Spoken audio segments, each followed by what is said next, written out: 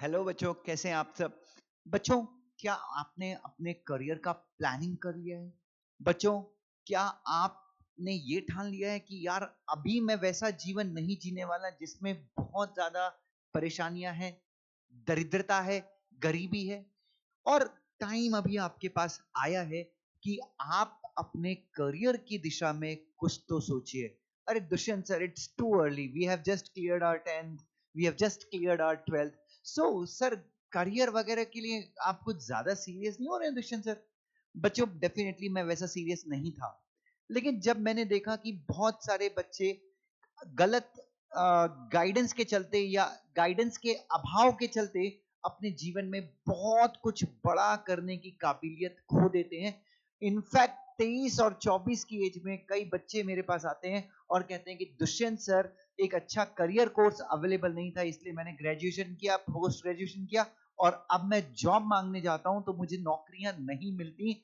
लोग मुझे एमकॉम होने के बावजूद, लॉ की डिग्री होने के बावजूद, अलग अलग जो जो रेगुलर और ट्रेडिशनल कोर्सेज हैं उनमें पोस्ट ग्रेजुएशन के बावजूद सर मुझे लोग पैसे नहीं देते, 10,000 रुपए महीने के देते हैं। सर मुझे कार खरीदनी है, मुझे अपने बहन की शादी करानी है, मुझे माँ बाप के लिए एक बेहतरीन घर खरीदना है, सर 10,000 रुपए की नौकरी में सर ये कैसे होगा? इनफैक्ट सर, मेरे साथ जो मेरे फ्रेंड्स थे जिन्होंने चार्टर्ड अकाउंटेंसी का कोर्स किया, कंपनी सेक्रेटरीशिप का कोर्स किया, कॉस्ट एंड मैनेजमेंट अकाउंटिंग का कोर्स किया, सर वो बच्चे बहुत आगे निकल गए। दुष्यंत सर, ऐसा क्या होता है सर, प्लीज?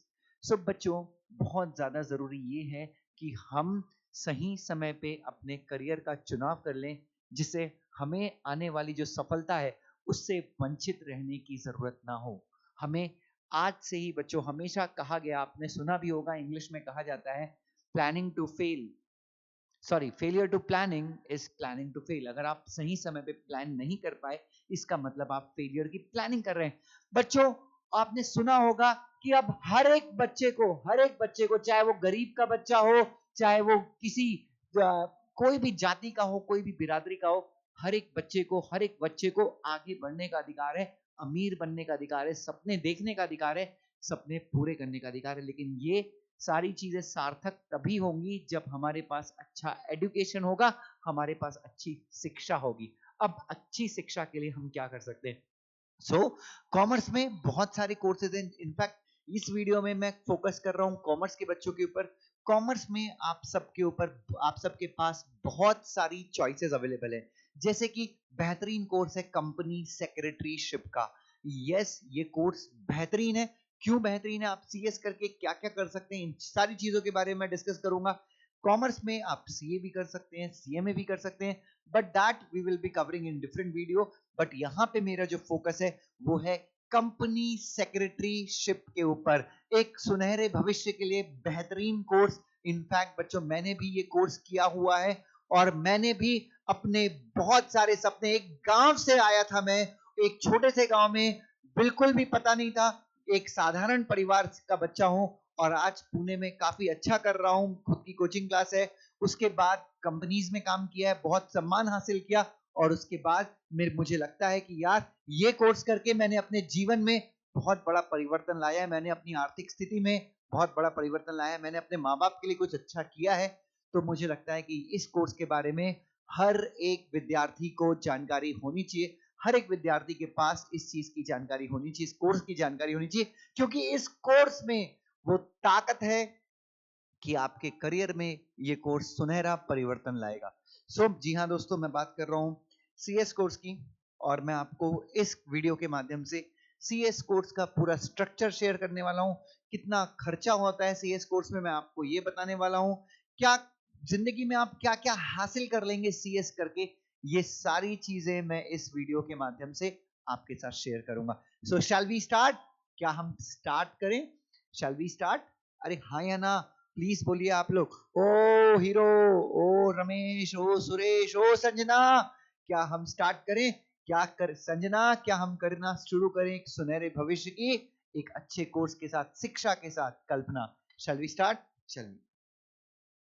सबसे पहले बच्चों, सबसे पहले आप पूरा जो सीएस कोर्स है ये कंपनी सेक्रेटरी का कोर्स कहलाता है। और बच्चों, ये कोर्स बेहतरीन इसलिए है क्योंकि देखिए, आप इंजीनियरिंग करते हैं, जो कॉमर्स साइंस के बच्चे होते हैं, बच्चों मुझे कभी कभी बुरा लगता है कि इतना सारा खर्चा कोचिंग क्लास में होता है। साला 8th के बाद 7th के बाद बच्चे पेरेंट्स जो है बच्चों के ट्यूशन शुरू करवा देते हैं। 11th 12th इसमें क्लास, मतलब बच्चे के ऊपर इतना प्रेशर होता है कि मैं क्या बताऊं। और बच्चा करता रहता है, पैसे 8 लाख 10 लाख की ऐसी फीस आईआईटी वगैरह की होती है, आईआईटी की जो क्लासेस होती हैं उसकी फीस होती है, फिर 11 12 की फीस अलग भरो। तो कहीं ना कहीं इंजीनियरिंग में खर्चा बहुत हो रहा है। और उसमें से भी साला 1-2 लाख लोग अपीयर होते हैं, सिलेक्ट होते हैं, 100 200 या 1000 2000 जितने, 10,000 15,000, आई डोंट नो, मुझे आइडिया नहीं है। ठीक है, क्योंकि मैं यहाँ पे कॉमर्स के बारे में वीडियो बनाने वाला हूँ, या कॉमर्स के कोर्सेज के बारे में वीडियो बना रहा हूँ। और मैं आपको बताना चाहूंगा कि हमारे कोर्सेज उन कोर्सेज से बेहतर कैसे हैं, उन कोर्सेज से कभी भी अच्छे क्यों हैं। डेफिनेटली अगर आपकी चॉइस वहां पे है तो मैं आपको ये वीडियो देखना भी दीजिए। नाउ अब जैसे ही आपका एग्जाम 12th में होता है, 12th का एग्जाम आपका हो जाता है, ठीक है, अभी तो एग्जाम पोस्टपोन हुए हैं, सो इनफैक्ट कैंसिल भी होने वाले, कई स्टेट बोर्ड्स ने तो कैंसिल कर दिए एग्जाम्स को। सो 12th का एग्जाम आपका मान लीजिए और आमतौर पे मार्च में खत्म हो जाता है। तो बच्चों पहली बार आप सीएस का जो पहला लेवल का एग्जाम होता है जिसको बोलते हैं CS executive entrance test. CS executive entrance test जो है, ये जो एग्जाम है ये आपका शुरू होता है, ये पहला जो एग्जाम है आप मई में दे सकते हैं, ठीक है। अब सीएसईटी का जो टेस्ट है, सीएसईटी का जो एग्जाम है, इसमें कौन कौन सब्जेक्ट होते हैं? लीगल एप्टीट्यूड, लॉजिकल रीजनिंग एक सब्जेक्ट है, इकोनॉमिक्स, बिजनेस एनवायरनमेंट ये एक सब्जेक्ट है, current affairs and viva voice ये एक सब्जेक्ट है, इंग्लिश, बिजनेस कम्युनिकेशन ये एक सब्जेक्ट है। So total you have 4 subjects, ठीक है, टोटल 4 सब्जेक्ट हैं। और ये सारे सब्जेक्ट मिला के 200 मार्क का सिलेबस होता है। एमसीक्यू बेस्ड क्वेश्चंस होते हैं, एमसीक्यू बेस्ड क्वेश्चंस होते हैं। और 200 में से आपको हर 2 कंडीशन फुलफिल करनी होती है पास होने के। हर एक सब्जेक्ट में आपको 40 के ऊपर लाना होता है, हर एक सब्जेक्ट में आपको 40 के ऊपर लाना होता है। और ओवरऑल आपका 200 मार्क्स आना चाहिए। ओवरऑल आपके कितने मार्क्स आने चाहिए? ओवरऑल 200। और हर एक सब्जेक्ट में आपको 40 के ऊपर मार्क्स लाए। तो अगर मैंने एक सब्जेक्ट में 40 लाया है, एक में 60 लाया है, 2 में 50-50 लाए हैं, मैं पास हो गया। एक भी सब्जेक्ट में अगर आपका 40 से कम होता है तो बच्चों आप फेल हो जाते हैं। अगर मान लीजिए 200, अगर आप सब में 40-40 लाए और आपका टोटल 160 ही है तो भी आप फेल हैं, ठीक है। अच्छा दुष्यंत सर, इसके लिए खर्चा कितना आता है? बच्चों इसके लिए आप YouTube पे देखेंगे तो बहुत सारी क्लासेस आपको मिल जाएंगी, फ्री क्लासेस भी आपको मिल जाएंगी YouTube पे। और अगर आप कोचिंग क्लास ज्वाइन करते हैं तो ICSI, अच्छा अब एक और चीज मैं आपको बता दूं कि ये कोर्स कौन चलाता है। जैसे हर एक कोर्स चलाने के पीछे कोई बॉडी होती है, तो हमारा ये CS का कोर्स चलाती है ICSI, जिसको हम कहते हैं institute of company secretaries of India. ICSI एक कानूनी संस्था है। सर कानूनी संस्था का मतलब क्या होता है? बच्चों कानूनी संस्था का मतलब होता है जिस तरह से रिजर्व बैंक ऑफ इंडिया है। रिजर्व बैंक ऑफ इंडिया क्या है? आप बोलते हैं सरकारी संस्था है। Basically reserve bank of India एक सरकारी संस्था है जिसको हमारे देश के पार्लियामेंट ने एक कानून पास करके बनाया। इन द सेम मैनर, उसी प्रकार से ICSI भी एक कानूनी संस्था है जिसको हमारे भारत के संसद ने एक कानून पारित करके इस संस्था को बनाया है। तो आप कह सकते हैं कि ये भी एक सरकारी संस्था है और पूरे CS कोर्स को ये चलाती है ये संस्था। तो आपको CS की जो डिग्री है वो ये संस्था देगी, ठीक है। अब तो पहला लेवल जो है इसका होता है CSEET का। और मैं क्लासेस की बात कर रहा था, खर्चे की बात कर रहा था, तो YouTube पे भी अगर आप चाहें तो आपको एक क्लास फ्री मिल जाती है, ठीक है। उसके बाद नहीं सर मुझे क्वालिटी चाहिए, क्योंकि फ्री की क्लास में हो सकता है क्वालिटी ना हो, मुझे क्लास करना है, मेरे को क्लास ही करना है।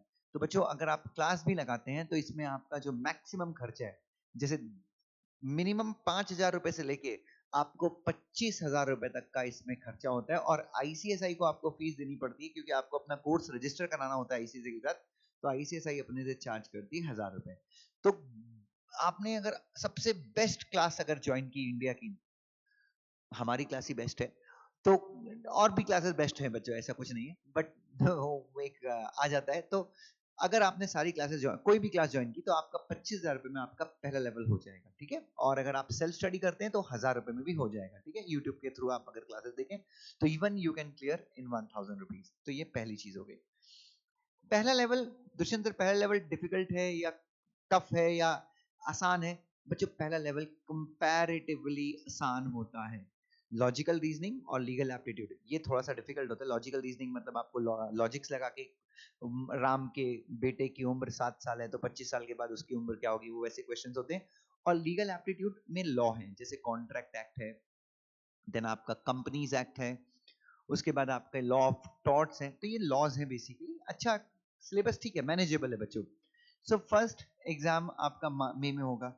अब दुष्यंत सर अगर मैं मई का एग्जाम फेल हो गया तो कोई दिक्कत नहीं है यार, ठंड रखो, कोई टेंशन नहीं है। आपको आईआईटी के एग्जाम की तरह 1 साल वेट नहीं करना पड़ेगा।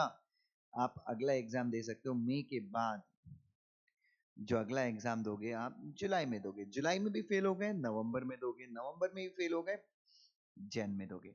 तो पूरे साल में आपको 4 मौके मिलते हैं जिसमें आप कभी भी चौके मार सकते हैं और आप अपना फर्स्ट लेवल जो है उसको बहुत अच्छे से क्लियर कर लीजिए, ठीक है। पहला लेवल काफी आसान है बच्चों। पहला लेवल इज साइकिल चलाना। बट दूसरा लेवल जो है बच्चों ये तो एकदम ट्रक चलाने जैसे। Second level is quite difficult. Second level होता है एग्जीक्यूटिव का लेवल। सो अगर आप मान लीजिए मई में अगर आप फर्स्ट लेवल क्लियर करते हैं, अगर आप मई में या जुलाई में फर्स्ट लेवल क्लियर करते हैं, सो ये दो टाइम में, ये 2 महीने, ये शुरू के 2 महीनों में 2 एग्जाम में अगर आपने क्लियर किया या फिर यहाँ पे क्लियर किया, अगर आपने यहाँ पे क्लियर कर लिया तो जो उसी साल का दिसंबर है और आपने ये दोनों साल क्लियर, मान लीजिए आपने मई 22 में क्लियर किया या जुलाई 22 में क्लियर किया, तो आप दिसंबर 22 में अगला एग्जाम दे सकते हैं एग्जीक्यूटिव। अगर आपने नवंबर या फिर जैन 22 में क्लियर किया, नवंबर 22 या फिर जैन 23 में क्लियर किया, तो आप एग्जाम कब देंगे? जून 23 में। तो ये मान लीजिए ये एग्जाम के पैटर्न्स हैं, ठीक है। तो ये एग्जाम साल में सीएस एग्जीक्यूटिव जो अगला लेवल है उसके एग्जाम्स जो हैं वो साल में, वर्ष में 2 बार होते हैं, ठीक है। अब दुष्यंत सर नेक्स्ट लेवल पे सीएस एग्जीक्यूटिव लेवल पे हमको क्या क्या पढ़ना होता है? कोई दिक्कत नहीं। Company law, JIGL, jurisprudence, interpretation and general law, setting up of business entity and closure, then आपका टैक्स। ये 4 सब्जेक्ट हैं, ये चारों सब्जेक्ट मिलके बनाते हैं मॉड्यूल 1, ठीक है। बहुत डीप नॉलेज मिलेगा बच्चों आपको, बहुत डीप नॉलेज। जैसे कंपनी लॉ, भारत में लगभग आपको पता है 12-13 लाख कंपनीज काम करती हैं, ठीक है। हर एक कंपनी को कंपनी कानून बनाना होता है। उसके बाद वो कंपनी, उस कंपनी को अगर पैसों की और जरूरत पड़ती है तो वो कंपनी पब्लिक के पास जाती है स्टॉक मार्केट के थ्रू। वो कंपनी इंडिया के बाहर जाती है पैसे अरेंज करने के लिए। तो ये बहुत सारे कानून एक कंपनी के ऊपर लागू होते हैं, ठीक है। तो उसके बाद कंपनी को ऑडिट कराना होता है। कंपनी का जो कानून है वो कंपनी के ऊपर बहुत सारे दायित्व रखता है, ठीक है। तो ये एक कंपनी लॉ है। उसके बाद JIGL, jurisprudence, interpretation and general law। Basically in fact company secretary को लॉ का बाप माना जाता है, लॉ का एक्सपर्ट माना जाता है। तो ऐसे बहुत सारे लॉज हैं जो LLB में पढ़ते हैं। मतलब मैं कुल मिला के कहूं तो JIGL में जो 3 साल का LLB है, जो 3 इयर्स का LLB है, आप समझ लीजिए 70% वो आप सिर्फ एक सब्जेक्ट में पढ़ लेंगे, CS एग्जीक्यूटिव के, ठीक है। तो यहाँ पे बेसिकली कंपनी सेक्रेटरी को जो LLB के जितने भी जनरल लॉज होते हैं उन सब का भी नॉलेज मिल जाता है। उसके बाद SBC, सर मुझे मेडिकल स्टोर खोलना है, सर मुझे एक कंपनी इनकॉर्पोरेट करनी है, सर मुझे एक लिमिटेड लाइबिलिटी पार्टनरशिप बनानी है, सर मुझे ना रेस्टोरेंट खोलना है उसका लाइसेंस चाहिए, सर मुझे फूड इंडस्ट्री खोलनी है, सर मुझे मछली बनाने की इंडस्ट्री खोलनी है, सर मुझे उल्लू बनाने की, मजाक कर रहा हूं। तो आपका क्लाइंट है, आपसे कुछ ही मांग सकता है। GST का रजिस्ट्रेशन कैसे होता है, पैन कार्ड कैसे मिलता है, देन बिजनेस को आप, कोई बैंक है उसका कोई लेनदार जो उसका डेटर है वो उसके पैसे नहीं चुका रहा है, तो क्या कानूनी, ऐसा कौन सा कानून है भारत में जिसके थ्रू एक क्रेडिटर अपने डेटर से पैसे रिकवर कर सकता है? अगर क्रेडिटर दिवालिया हो जाए, अगर क्रेडिटर क्या हो जाए, सॉरी, पैसे लेने वाला अगर दिवालिया हो जाए तो उससे पैसों की वसूली कैसे की जाएगी, कंपनी बंद कैसे करते हैं, ये सारी चीजें आप यहाँ पे पढ़ते हैं। और बच्चों टैक्स मुझे बताने की जरूरत नहीं है, जीएसटी से लेके जीएसटी, डायरेक्ट टैक्स, पूरे टैक्स के आप गुरु बन जाएंगे ये पढ़ने के बाद। सो ये 4 सब्जेक्ट हैं ग्रुप 1 के। उसके बाद ये ग्रुप 1 हो गया आपका। उसके बाद मॉड्यूल 2, सीएस एग्जीक्यूटिव का जो पूरा कोर्स का स्ट्रक्चर है वो 2 मॉड्यूल में बांटा गया है, मॉड्यूल 1 और मॉड्यूल 2। सो मॉड्यूल 2 में बच्चों क्या क्या आता है मॉड्यूल 2 के अंदर? तो मॉड्यूल 2 के अंदर आता है securities law and capital market, economic business and commercial law, financial management and strategic management, और कॉस्ट एंड मैनेजमेंट अकाउंटिंग। तो ये 4 सब्जेक्ट आते हैं आपके कहां पे बच्चों? ये 4 सब्जेक्ट आते हैं आपके सीएस एग्जीक्यूटिव के मॉड्यूल 2 में। सिक्योरिटीज लॉ, शेयर मार्केट पूरा क्या होता है, अंदर क्या होता है, बाहर क्या होता है, सेबी कौन होती है, ब्रोकर कौन होते हैं, मर्चेंट बैंकर कौन होते हैं, एक कंपनी को अगर स्टॉक मार्केट से पैसे अरेंज करने, अपने कंपनी के शेयर स्टॉक मार्केट में लिस्ट कराने, ये सारी चीजें कंपनी सेक्रेटरी करता है। अगर कंपनी को अपना प्रोस्पेक्टस इश्यू करना है, प्रोस्पेक्टस में लिखते क्या है, प्रोस्पेक्टस होता क्या है, प्रोसेस क्या है, प्रक्रिया क्या है कि हम बाजार से पैसे उठा सकते हैं, ले सकते हैं। रिलायंस को रिलायंस किसने बनाया भाई साहब? शेयर होल्डर्स ने बनाया। धीरू भाई अंबानी को डेफिनेटली 2-3 बेहतरीन कंपनी सेक्रेटरीज ने उस समय आइडिया दिया कि प्लीज आप अब उस समय सीएस इंस्टीट्यूट नहीं थी लेकिन ऑनररी मेंबर्स हुआ करते थे, तो उन्होंने आइडिया दिया होगा कि आप प्लीज स्टॉक मार्केट के थ्रू पैसे रेज कीजिए। तो कहीं ना कहीं बेहतरीन है बच्चों। आप देखते हैं अभी जैसे जोमेटो का आईपीओ आ रहा है। सो जोमेटो की जो कंपनी सेक्रेटरी हैं, she is a female, I think 30 years की हैं, 32 इयर्स की हैं, and she is getting a package of 55 lakh rupees. तो she is guiding, she is handling the entire process of that IPO. उन्होंने कहीं ना कहीं ये सब्जेक्ट में मास्टरी की होगी। उसके बाद सेकंड जो लॉ है that is economic business and commercial law.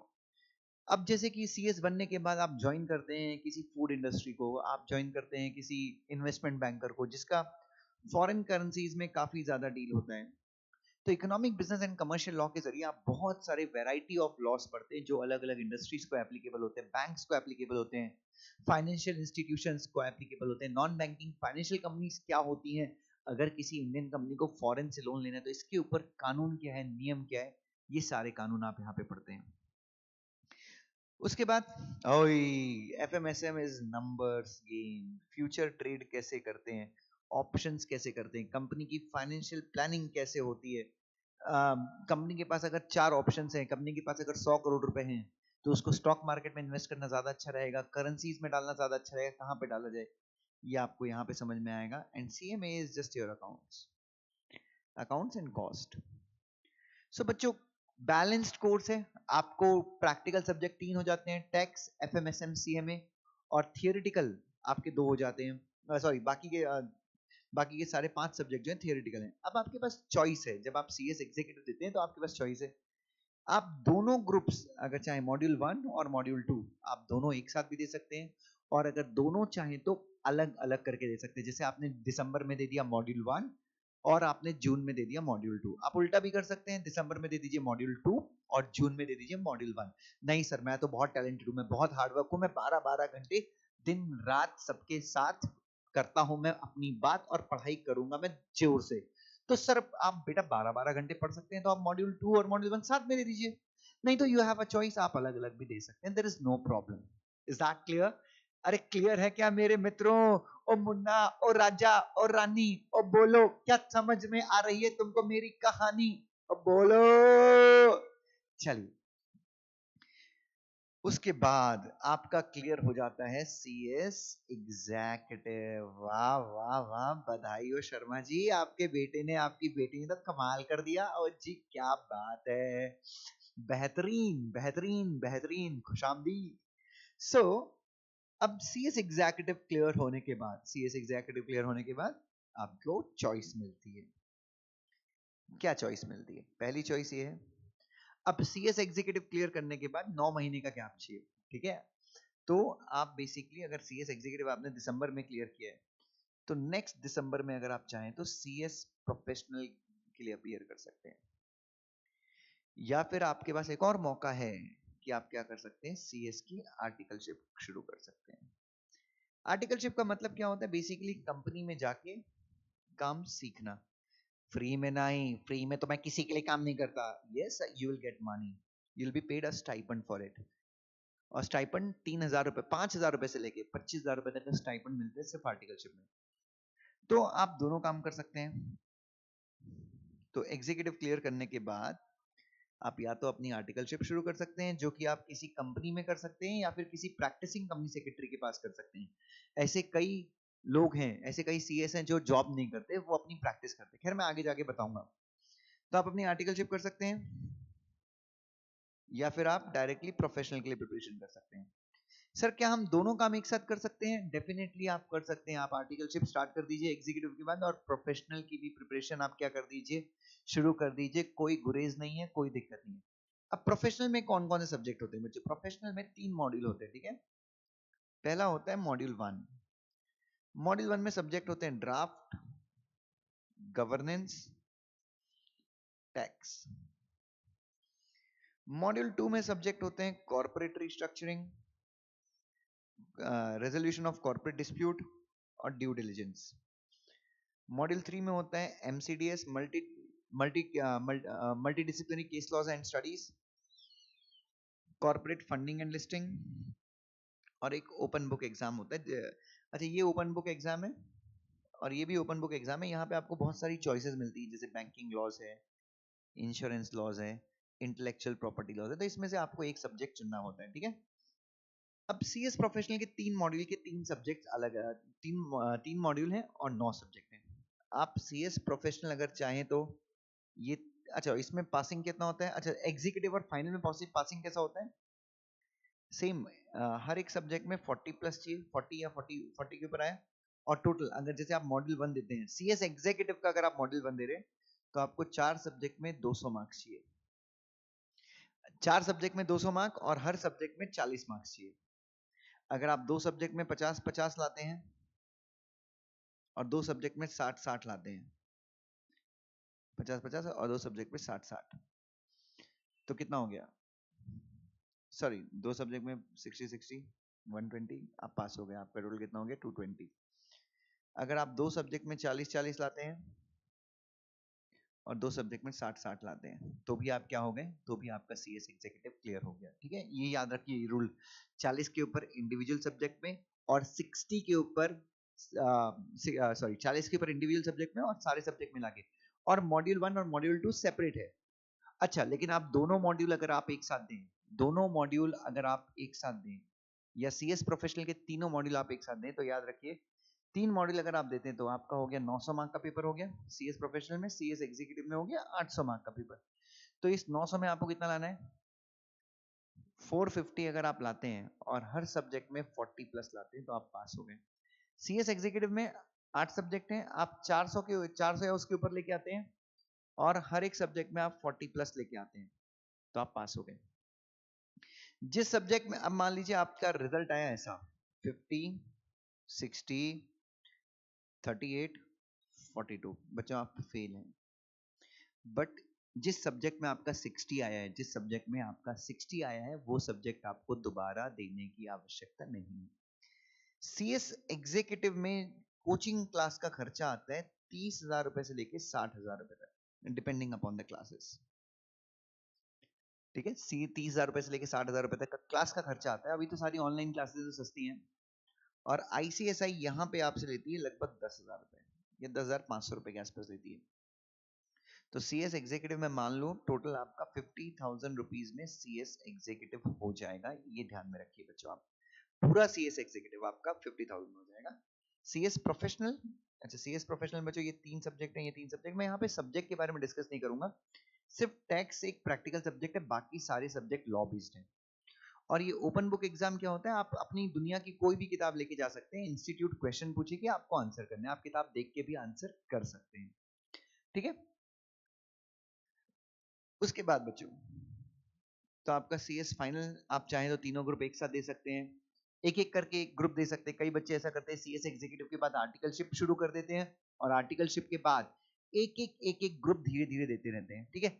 Articleship कितने महीने की होती है? आर्टिकलशिप होती है 21 मंथ्स की प्लस 3 मंथ्स के ICSI आपको ट्रेन करती है 3 महीने अलग अलग प्रोग्राम्स के माध्यम से, तो लगभग 2 साल की आपकी आर्टिकलशिप मान के चलिए। बच्चों ये पूरा कोर्स अगर आप एकदम अच्छे से कभी फेल नहीं होते और ईमानदारी से आपने किया तो ये पूरा कोर्स लगभग आप 4 इयर्स में कंप्लीट कर सकते हैं इंक्लूडिंग योर आर्टिकलशिप।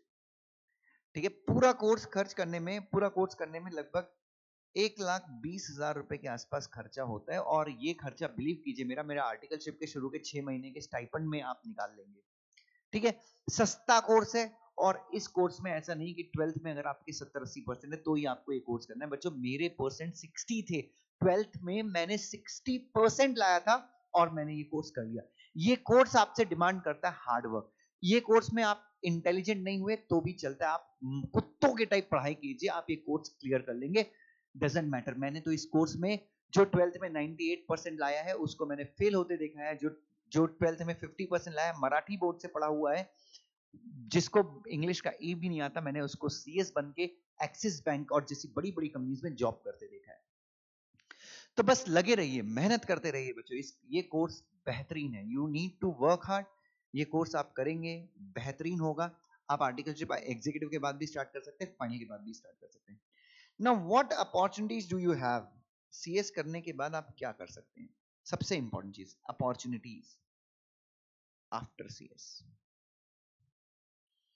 सबसे पहले तो जिस कंपनी की पेड अप कैपिटल 10 करोड़ या उससे ज्यादा है, जिस कंपनी की, और भारत में ऐसी 1 लाख से ज्यादा कंपनीज है जिनकी पेड अप कैपिटल 10 करोड़ या उससे ज्यादा है, उसको कंपलसरली एक CS स्टार्ट अपॉइंट करना होता है। CS की सैलरी 5 लाख रुपए प्रति वर्ष से शुरू होकर, आपकी आर्टिकलशिप के बाद 5 लाख रुपए प्रति वर्ष से शुरू होकर, इंडिया के जो हाईएस्ट अर्निंग कंपनी सेक्रेटरी हैं उनकी सैलरी 7 करोड़ रुपए, हिंदुस्तान यूनिलीवर लिमिटेड के कंपनी सेक्रेटरी मिस्टर देव वाजपेयी, और ऐसे बहुत सारे कंपनी सेक्रेटरी रहे। ठीक है, तो पहली चीज तो होगी कि आप कंपनी में डायरेक्टली आप एज अ CS अपॉइंट हो जाइए। ठीक है, दूसरा है CS करने के बाद आप कंपनी के लीगल ऑफिसर बन सकते हैं, क्योंकि CS को लॉ में काफी अच्छा होता है, तो बहुत सारे कंपनी सेक्रेटरीज लीगल डिपार्टमेंट में काम करते हैं। उसके बाद CS करने के बाद आप बड़ी बड़ी जो एडवोकेट्स की फर्म है आप वहां पे ज्वाइन कर सकते हैं एज अ कॉर्पोरेट लॉयर। आपको कोई प्रॉब्लम नहीं है, आप वहां पे जा सकते हैं as a consultant, as an analyst आप जा सकते हैं। CS करने के बाद आप गवर्नमेंट के एक और, हालांकि ये ऑप्शन आपको पसंद नहीं आएगा, बट UPSC और जो आपके लोकल पब्लिक सर्विस कमीशन के एग्जाम्स होते हैं आप वो देके बहुत अच्छे ओहदे पे पहुंच सकते हैं, क्योंकि CS करके आपको मेहनत करने का तो आइडिया आ ही चुका होगा, तो ये एग्जाम क्रैक करने के आपके चांसेस कभी भी दूसरों से ज्यादा होते हैं। CS करने के बाद आप खुद की प्रैक्टिस कर सकते हैं, जैसे इनकम, जैसे CA वगैरह प्रैक्टिस करते हैं, लॉयर्स प्रैक्टिस करते हैं, वैसे ही बहुत सारी कंपनीज जो है वो CS की प्रैक्टिस कर लेती हैं, तो आप CS कर सकते हैं। CS करने के बाद आप किसी भी स्टॉक ब्रोकर, किसी भी मर्चेंट बैंकर, किसी भी स्टॉक मार्केट की इंटरमीडिएट यहाँ पे as a compliance officer appoint हो सकते हैं, एज अ कंसल्टेंट अपॉइंट हो सकते हैं। CS करने के बाद आप कंपनी के ओवरऑल कंप्लायंस इंचार्ज बन सकते हैं। बेसिकली CS करने के बाद there are n number of opportunities, आपको बिग 4 फर्म्स में रखा जा सकता है इंटरनल ऑडिट और बाकी के कंप्लायंसेस को चेक करने के लिए। आप CS बनने के बाद CSR स्पेशलिस्ट बन सकते हैं। ये आपको पता होगा कॉर्पोरेट सोशल रिस्पॉन्सिबिलिटी जो हर एक कंपनी को डिस्चार्ज करनी होती है, आप उस एरिया में प्रैक्टिस कर सकते हैं, आप उस एरिया में महारत हासिल कर सकते हैं। आप CS करने के बाद किसी कंपनी के इंडिपेंडेंट डायरेक्टर बन सकते हैं। So you have huge scope, you know, एक बार आपने CS कर लिया, स्कोप बहुत है, पैसे बहुत है, बट करना डिफिकल्ट है, आपको करने में मेहनत बहुत डालनी पड़ेगी। बस ये ध्यान में रखिए, अपॉर्चुनिटीज इतनी, और सबसे अच्छी चीज ये है कि मैं आपको बताता हूं, चाहे कोरोना या कोई भी महामारी हो, CS को नौकरी से निकाला नहीं जाता। एक इज्जतदार पोजीशन कंपनी के अंदर CS की होती है, लॉ का किंग होता है। इनफैक्ट कंपनी के डायरेक्टर मुकेश अंबानी, जब AGM में आप देखते होंगे ना, तो उसके बगल में CS बैठते हैं जो कंपनी के। सो CS का कोर्स बेहतरीन है, आपको करना है, और हम हमेशा इस जर्नी में आपके साथ हैं। Thank you so much. I hope कि ये वीडियो में CS की पूरी इंफॉर्मेशन, तो मेरे ख्याल से आप कुछ ना कुछ तो मिस हो ही होगा, बट मैंने कोशिश की है कि मैक्सिमम पॉइंट इस वीडियो के माध्यम से मैं कवर करूं। Love you so much, God bless you.